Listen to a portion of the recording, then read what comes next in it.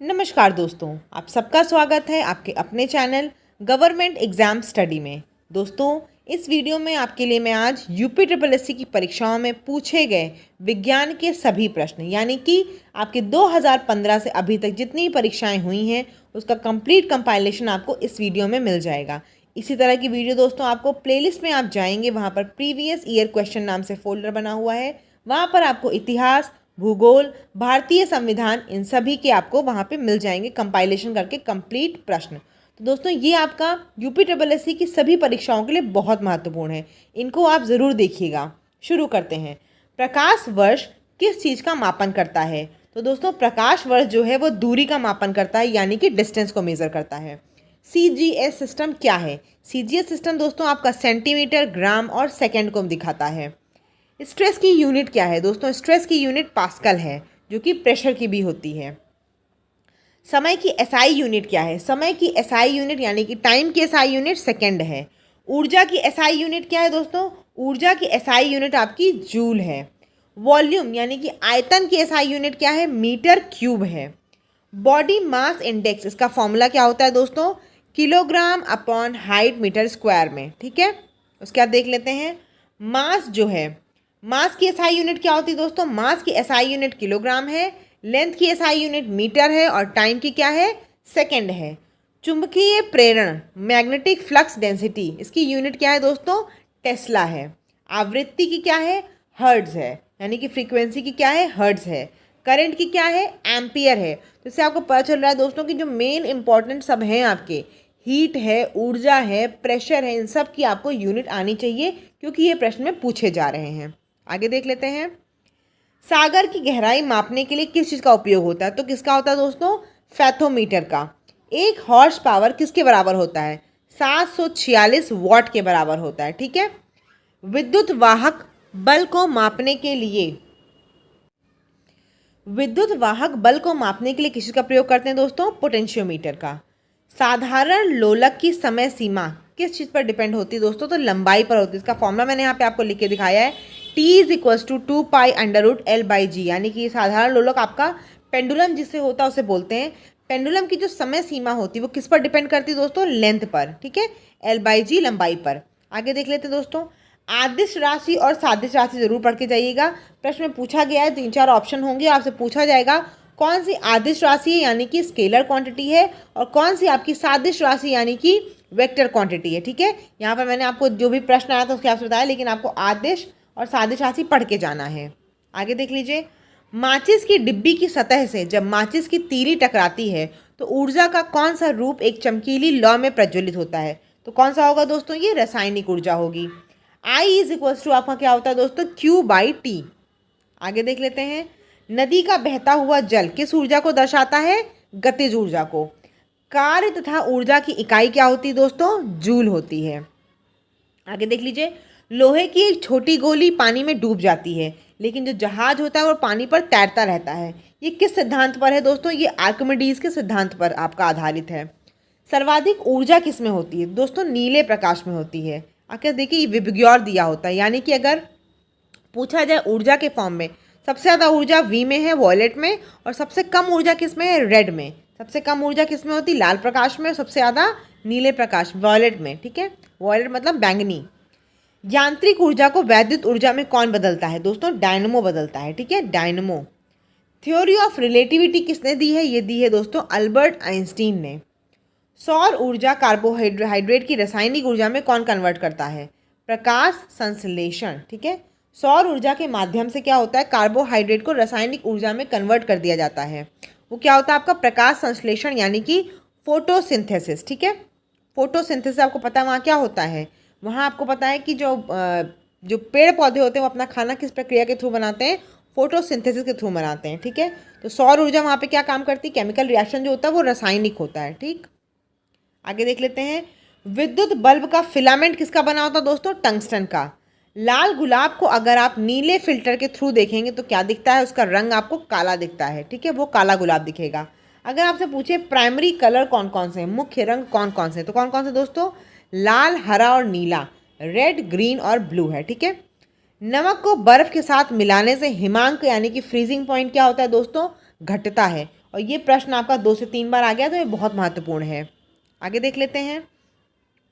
वह तापमान जिस पर सेंटीग्रेड और फ़ारेनहाइट बराबर होते हैं, किस पे होते हैं? -40 डिग्री सेल्सियस पर, ठीक है।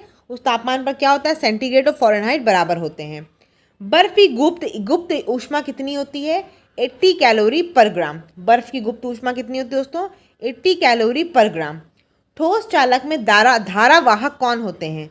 मुक्त इलेक्ट्रॉन या फ्री इलेक्ट्रॉन? मैं बार बार आपको बताने, अगर आप मेरे चैनल पर सब्सक्राइब नहीं किए तो ज़रूर कर लीजिए। ये सब प्रश्न मैं आपको कम्युनिटी में देती रहती हूँ, ठीक है।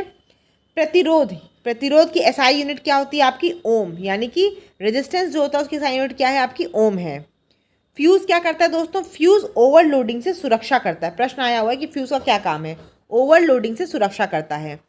सर्किट में विद्युत की उपस्थिति कौन बताता है? गैल्वेनोमीटर। गैल्वेनोमीटर ये चेक करता है कि करंट है कि नहीं, और करंट की कितनी मात्रा ये कौन चेक करेगा? ये चेक करेगा आपका एम मीटर, ठीक है। एम मीटर चेक करेगा। एसी को डीसी में कौन बदलता है? रेक्टिफायर्स बदलते हैं, ठीक है। विद्युत का सर्वोत्तम चालक कौन है? विद्युत का सर्वोत्तम चालक अगर जल दिया होगा आपको तो समुद्री जल होगा, ठीक है। बाकी भी और चीज़ होगी, लेकिन जो ऑप्शन मैं बता रही हूँ वहाँ पे आपको नॉर्मल पानी दिया था, गर्म पानी दिया था और एक समुद्री जल था। तो विद्युत का सर्वोत्तम चालक कौन सा? समुद्री जल। हीरा क्या है दोस्तों? हीरा आपका इंसुलेटर होता है। सबसे लंबे तरंग दैर्ध्य किसमें होते हैं? रेडियो तरंगों में होते हैं, ठीक। आगे देख लीजिए। संयोजक तार, ये क्या है? Connecting wires. ये किस काम आता है? विभिन्न उपकरणों को श्रेणी क्रम में जोड़ने के लिए किसका प्रयोग करते हैं? संयोजक तार या फिर कनेक्टिंग वायर का। इलेक्ट्रोलिसिस का नियम कौन किसने दिया है? फैराडे ने दिया है। ध्वनि क्या है दोस्तों? वो वैक्यूम में ट्रैवल नहीं कर सकती। ध्वनि को हमेशा एक मीडियम की ज़रूरत होती है ट्रैवल करने के लिए। तो ध्वनि जो है वो निर्वात में यात्रा नहीं कर सकती है। अगर आपसे इसी से प्रश्न पूछा जाए कि ध्वनि सबसे ज़्यादा किस में ट्रैवल करेगी, तो आप इससे अगर कोई लोहा, एल्यूमिनियम ऐसी चीज़ होगी आप उसमें बताएंगे, ठीक है। एफएम का प्रसारण किस पे होता है दोस्तों? वेरी हाई फ्रीक्वेंसी पे होता है, वीएचएफ पे। सुपरसोनिक स्पीड की यूनिट क्या होती है? मैक होती है। दो व्यक्तियों के वार्तालाप में आवाज़ का डेसिबल कितना होना चाहिए? 30 डेसिबल। ट्रांसफॉर्मर की खोज किसने की थी? माइकल फैराडे ने। आगे देख लीजिए। ऑप्टिकल फाइबर जो है वो किस पे काम करता है? वो काम करता है टोटल इंटरनल रिफ्लेक्शन पे। रेटिना पर नेत्र द्वारा निर्मित प्रतिबिंब कैसा होता है दोस्तों? उल्टा होता है, छोटा होता है और वास्तविक होता है। रेटिना पर नेत्र द्वारा जो आपका प्रतिबिंब बनता है।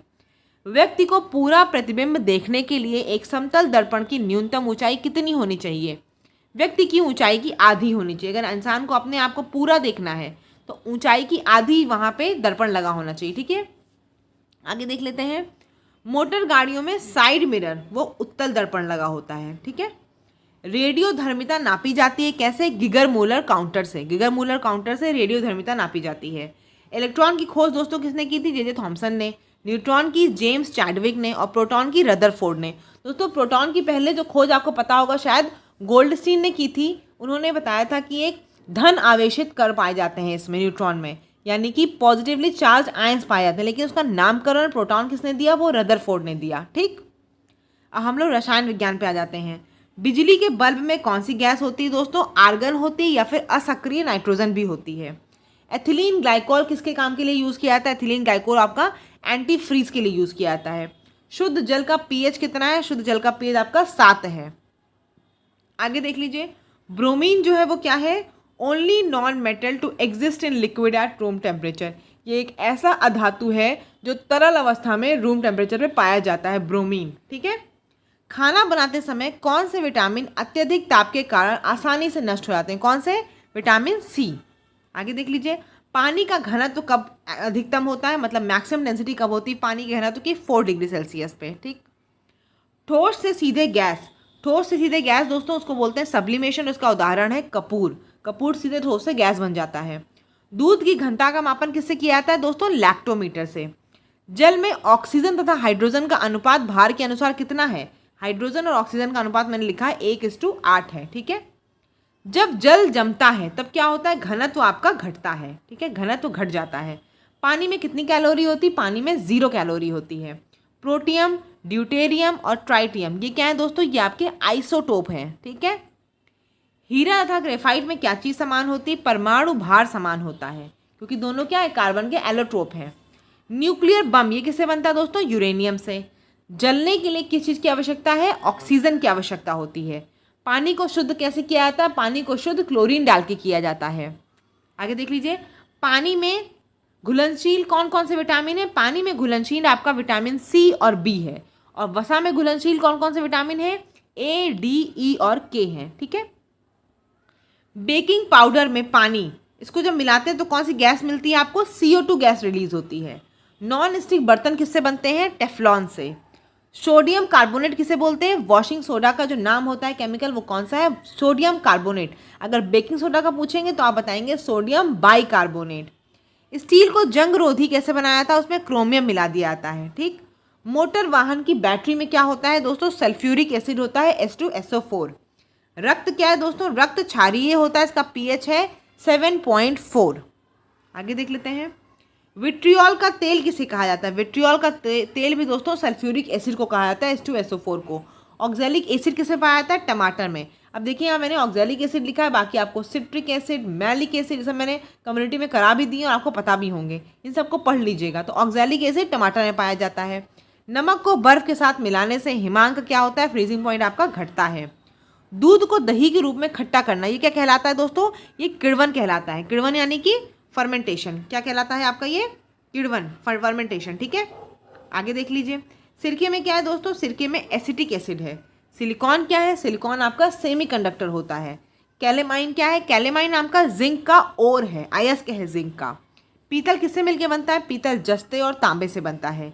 ब्लीचिंग पाउडर का क्या नाम है? केमिकल नाम कैल्शियम ऑक्सीक्लोराइड ब्लीचिंग पाउडर का है। 18 कैरेट सोने में खरे सोने का प्रतिशत कितना होता है? 75% होता है। ठीक है। लाफिंग गैस किसे बोलते हैं? लाफिंग गैस नाइट्रस ऑक्साइड को बोलते हैं। आगे देख लीजिए, एल्यूमिनियम, एल्यूमिनियम का और क्या है? बॉक्साइट। डायनामाइट की खोज किसने की थी? अल्फ्रेड नोबल ने की थी। विटामिन सी का केमिकल नाम क्या है? एस्कॉर्बिक एसिड है। MgSO4 को क्या बोलते हैं? एप्सम बोलते हैं। ठीक है। मैग्नीशियम सल्फेट को एप्सम बोलते हैं। प्याज को जब छीलते हैं तो आंसू आते हैं, उसका क्या कारण है दोस्तों? Sulphenic acid. सल्फेनिक एसिड की वजह से आंसू निकलते हैं। आगे देख लीजिए, फोटोग्राफी, फोटोग्राफी में क्या यूज़ होता है? Potassium bromide. हाइड्रोजन बम किसने बनाया था? हाइड्रोजन बम की खोज की थी एडवर्ड टेलर ने। एक्सरे की WK रॉन्टजेन ने। अभ्रक, अभ्रक क्या है दोस्तों? इसका प्रश्न बहुत बार आया है। ऐसी कौन सी चीज़ है जो ताप का अच्छा सुचालक है परंतु बिजली का बुरा सुचालक है? तो कौन है दोस्तों? अभ्रक है। फ्रियॉन किस लिए यूज़ करते हैं? फ्रियॉन फ्रिज में शीतलक का काम करता है। ठीक। ऑक्सीजन का क्रांतिक ताप कितना है दोस्तों? 118.8 डिग्री सेल्सियस है। यह आपके विज्ञान के पूरे कंपाइलेशन है। ठीक है। जो प्रश्न बार बार रिपीट हुए मैंने यहाँ पे नहीं लिखे हैं। अब आपको दोस्तों इसे करना क्या है? मिली जुली चीज़ें आपको ज़रूर पढ़ के जाने एग्जाम में, जैसे मैंने आपको बता भी दिया बीच में वीडियो में। टेलीग्राम अगर नहीं ज्वाइन किया, ज्वाइन कर लीजिए, वहाँ पर मैं आपको इसकी PDF प्रोवाइड कर दूँगी। चैनल पर पहली बार आए हैं तो सब्सक्राइब ज़रूर कर लीजिएगा। धन्यवाद दोस्तों, आप सबका स्वागत है आपके अपने चैनल गवर्नमेंट एग्जाम स्टडी में। दोस्तों, हम अपनी सीरीज़ को कंटिन्यू करते हुए आज नया लेकर आए हैं आपके लिए UPSSC की परीक्षाओं में पूछे गए सभी विज्ञान के प्रश्न। पिछले हमने अभी इसमें इतिहास, भूगोल, संविधान और विज्ञान में हम लोगों ने अभी तक फिजिक्स और केमिस्ट्री कंप्लीट कर लिया है। आज हम बायो के क्वेश्चंस को लेकर आए हैं। शुरू करते हैं दोस्तों। जैसे पहला प्रश्न आया था कि सामान्य सर्दी जुकाम के विरुद्ध टीकाकरण अधिक प्रभावी क्यों नहीं है? तो क्यों नहीं है दोस्तों? एक ऑप्शन था उसमें, इस बीमारी में राइनो वायरस के विभिन्न प्रकार विद्यमान रहते हैं जो टीकाकरण अप्रभावी बना देते हैं। इसी वजह से नॉर्मल जो आपका सर्दी जुकाम होता है उसके विरुद्ध टीकाकरण नहीं किया जा सकता है। अगला प्रश्न आया था आपका ये आपका पूछा गया था UPSSC के सारे प्रीवियस ईयर के क्वेश्चन है दोस्तों। यहाँ पर निम्नलिखित में से कौन सी धातु मानव ने सर्वप्रथम प्रयुक्त की है? तो कौन सी धातु दोस्तों? तांबा। तांबा जो है वो मानव ने सर्वप्रथम प्रयुक्त की है। अगला देख लेते हैं, विटामिन जिसमें मुख्य रूप से पशु उत्पादों में जैसे मांस और डेयरी उत्पादों में पाया जाता है, कौन सा विटामिन है? उसका नाम है विटामिन B12। इसका जो केमिकल नाम है वो क्या है? साइनोकोबैलामिन। ठीक है, साइनोकोबैलामिन। आगे देख लेते हैं, रोजा हिबिस्कस, ये किसका नाम है दोस्तों? तो रोजा हिबिस्कस जो है किसका वैज्ञानिक नाम है पूछा गया था। आपको रोज दिया गया था यानी कि गुलाब, गेंदा, ये सब दिया गया था। तो जिसको पता होगा हिबिस्कस जो है वो गुड़हल का इंग्लिश नाम है, तो आप उसका ऑप्शन मार लेंगे रोजा हिबिस्कस। आगे देख लीजिए, प्रकाश संश्लेषण में रोशनी किस ऊर्जा में परिवर्तित होती है? तो प्रकाश संश्लेषण में रोशनी जो है वो रासायनिक ऊर्जा में आपकी परिवर्तित होती है। ठीक है, आगे देख लेते हैं। सेम ऐसे ही क्वेश्चन एग्जाम्स में आया, वही मैं आपको बता रही हूँ। चींटियों के अध्ययन को क्या कहा जाता है दोस्तों? चींटियों के अध्ययन को क्या कहा जाता है दोस्तों? मर्मीकोलॉजी। ठीक है, क्या कहा जाता है? मर्मीकोलॉजी। ये चींटियों के अध्ययन को कहा जाता है। सबसे छोटा अंडा देने वाली पक्षी कौन सी है? हमिंग बर्ड है। सबसे छोटा अंडा देने वाली पक्षी का नाम क्या है? Humming bird. आरबीसी का जीवन काल कितने दिन का होता है? 120 दिन का। बहुत इंपॉर्टेंट प्रश्न है, न जाने कितनी परीक्षाओं में पूछा जा चुका है अब तक। आरबीसी का जीवन काल 120 दिन का। प्रोटीन का क्या प्रयोग है आपकी बॉडी में? तो प्रोटीन वृद्धि और मरम्मत के लिए यूज होती है। ठीक है, जब आप कुछ खाते हैं प्रोटीन चीज़ तो वो क्या करती है आपकी बॉडी में? वृद्धि और मरम्मत का काम करती है। एनीमिया, एनीमिया क्या है? बॉडी में लोहे की कमी। ठीक है, जो लोहे की कमी हो जाती है उसकी वजह से क्या होता है? एनीमिया होता है। देखिए दोस्तों, जो एनीमिया होता है, जो प्रश्न आया था वो ये आया था कि किस खनिज की कमी से एनीमिया होता है? तो आप मारोगे आंसर क्या? लोहा। और लोहा क्या होता है? इसका मतलब एनीमिया जो होता है वो शरीर में लाल रक्त कोशिकाओं की कमी या खराब लाल रक्त कोशिकाओं के कारण होता है। ठीक है, तो लाल रक्त कोशिकाओं में ही जब आपकी लोहे की कमी अगर पूछा जाए कि किस खनिज की कमी से होता है, आप बताएंगे लोहे की कमी। बेसिकली आपको पता होना चाहिए कि एनीमिया क्या होता है दोस्तों। एनीमिया का मतलब है शरीर में लाल रक्त कोशिकाओं की कमी। ठीक है, आगे देख लेते हैं। हीमोग्लोबिन किसका वहन करता है? तो किसका करता है दोस्तों? ऑक्सीजन का करता है। ठीक है, ऑक्सीजन का। वह तत्व जो रक्त में नहीं पाया जाता है, तो कौन सा तत्व नहीं पाया जाता है दोस्तों? आपको ऑप्शन में दिया होगा लोहा, तांबा, मैग्नीशियम और क्रोमियम। तो आपको पता होना चाहिए कि क्रोमियम जो है वो रक्त में नहीं पाया जाता है। ठीक है, पक्षियों के अध्ययन को क्या कहते हैं? पक्षियों के अध्ययन को कहते हैं ऑर्निथोलॉजी। ठीक है, मानव शरीर की सबसे बड़ी अस्थि कौन सी है? तो सबसे बड़ी हड्डी कौन सी होती है दोस्तों? फीमर, जांग की हड्डी जो है वो सबसे बड़ी है। और सबसे छोटी हड्डी स्टिपीज जो कान के पास होती है। ठीक है, पीयूष ग्रंथि, पीयूष ग्रंथि कहाँ पे है आपकी? ये पिट्यूटरी ग्लैंड है, ये आपकी मस्तिष्क में पाई जाती है। आगे देख लेते हैं। मास्टर ग्लैंड किसे बोलते हैं? तो मास्टर ग्लैंड दोस्तों पिट्यूटरी ग्रंथि को बोलते हैं। ठीक है, पिट्यूटरी ग्लैंड या पिट्यूटरी ग्रंथि को मास्टर ग्रंथि कहा जाता है। त्वचा की ऊपरी सतह को क्या कहते हैं? त्वचा की ऊपरी सतह को चर्म कहते हैं।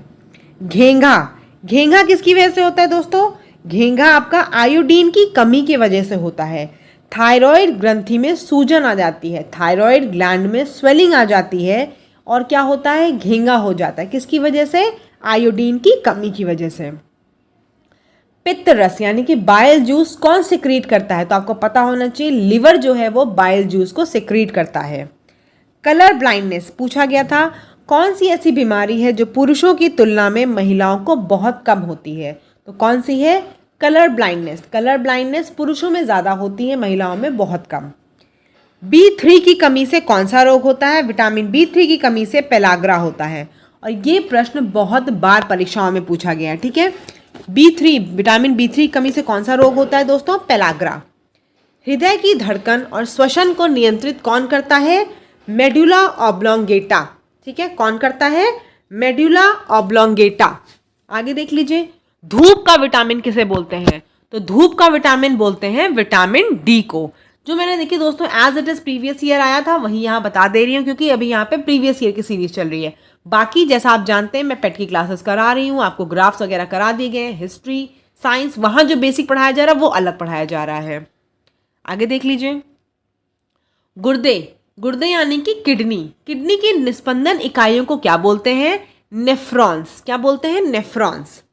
मसूड़ों से रक्तस्राव हो रहा हो या फिर घाव भरने में अधिक समय लग रहा हो, तो ये सब काम किस विटामिन की कमी की वजह से होता है? तो कई बार आप हो सकता है मसूड़ा देखकर मसूड़ की दांत की वजह से आप विटामिन सी सोच सकते हैं, लेकिन दूसरा भी देखिएगा कि घाव भरने में अधिक समय लग रहा है। इसका मतलब क्या है? विटामिन के। क्यों?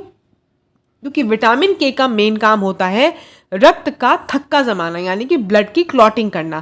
तो किसी की बॉडी में अगर ब्लड की क्लॉटिंग अच्छे से नहीं हो पाती है, इसका मतलब है विटामिन के की कमी है। ठीक है, ब्लड क्लॉटिंग काम करता है ये। रिकेट, रिकेट किस विटामिन की कमी की वजह से होता है? Vitamin D. Scurvy, vitamin C. ये सब आप किसी जगह लिखते चलिएगा, बहुत इंपॉर्टेंट है, वरना मैं इसके नोट्स तो आपको टेलीग्राम पर प्रोवाइड ही कर दूंगी। क्षय रोग से सुरक्षित रखने के लिए कौन सा टीका लगता है?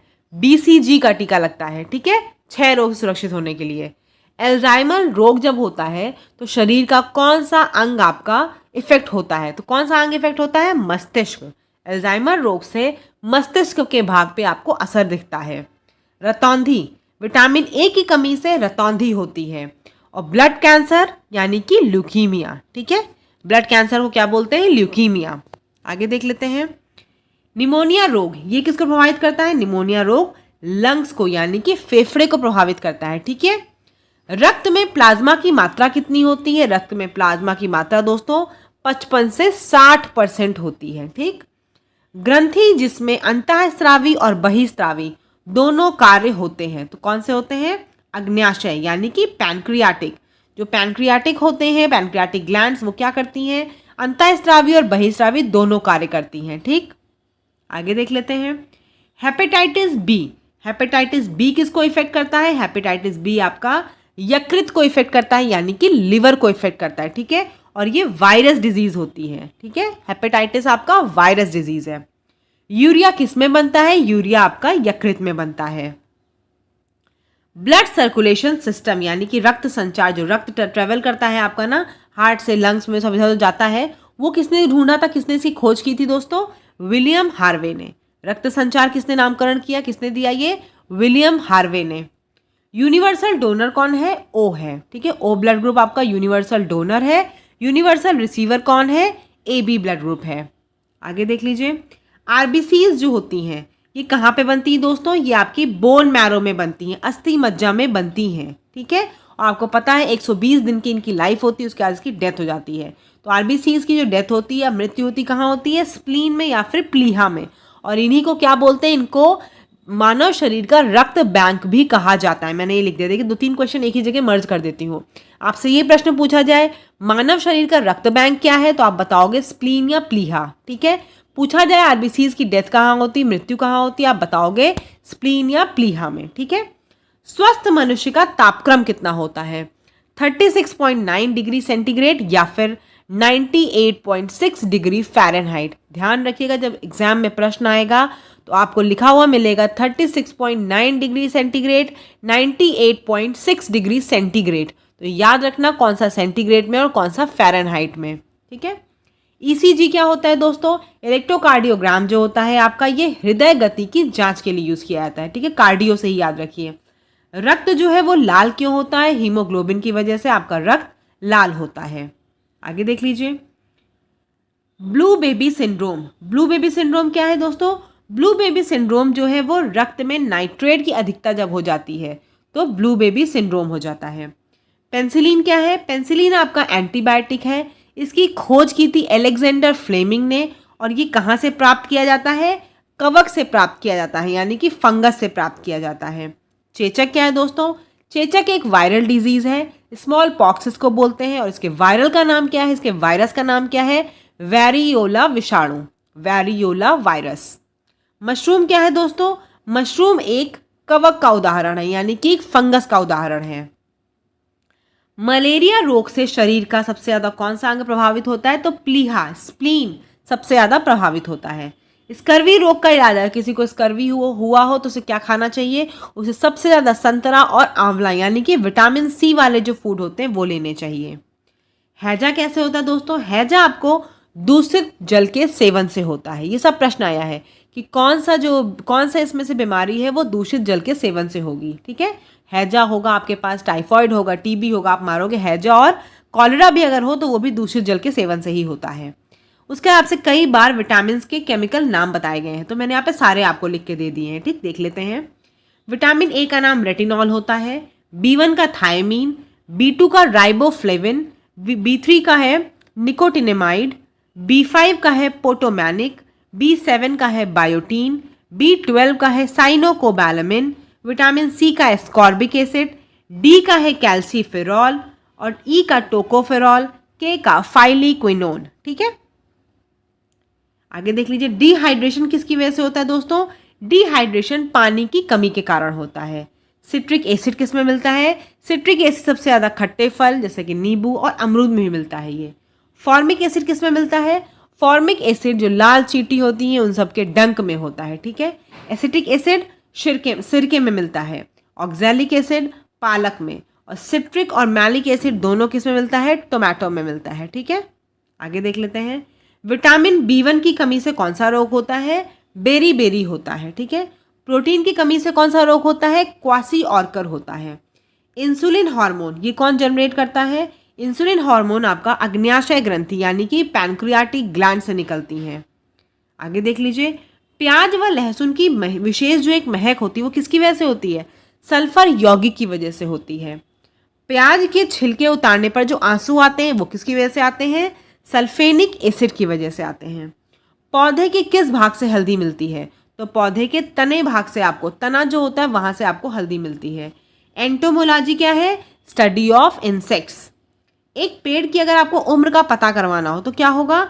वर्तमान में अपने वार्षिक छल्ले से, ठीक है। एक पेड़ की उम्र का पता कैसे चलता है? वर्तमान में अपने वार्षिक छल्ले से किसी पेड़ की उम्र का पता लगाया जा सकता है। हरे फलों को आर्टिफिशियली अगर पकाना हो तो क्या यूज़ करते हैं? एसिटिलीन यूज़ करते हैं।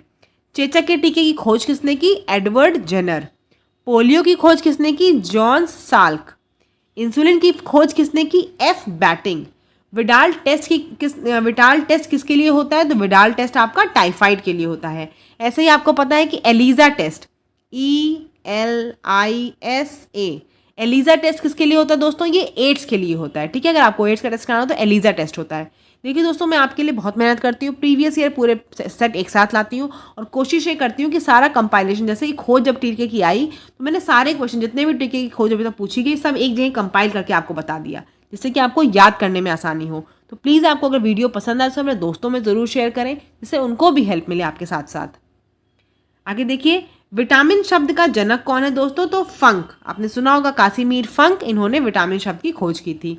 डीनेचर्ड एल्कोहल यानी कि इथेनॉल 90% होता है प्लस मिथेनॉल उसमें 10% होता है। मिथेनॉल जो होती है वो कंजम्पशन वाली नहीं होती, उसको आप पी नहीं सकते। उसको अगर आप मिला दोगे इथेनॉल के साथ तो वो जहरीली शराब बन जाती है, ठीक है। इसका जो ये वाली मिला के मिक्सचर यूज़ करते हैं जनरली सफाई वगैरह के लिए करते हैं, क्लीनिंग एजेंट के लिए यूज़ करते हैं इसका, ठीक है दोस्तों। सेशन कैसा लगा ज़रूर मुझे बताइए कमेंट सेक्शन में, और मैं इसका आपको PDF अभी टेलीग्राम पे दे दूंगी, तो आप टेलीग्राम पे अगर नहीं जुड़े हैं तो वहाँ पे जुड़ जाइएगा। धन्यवाद। और चैनल को सब्सक्राइब नहीं किया है तो वो तो ज़रूर कर लीजिएगा।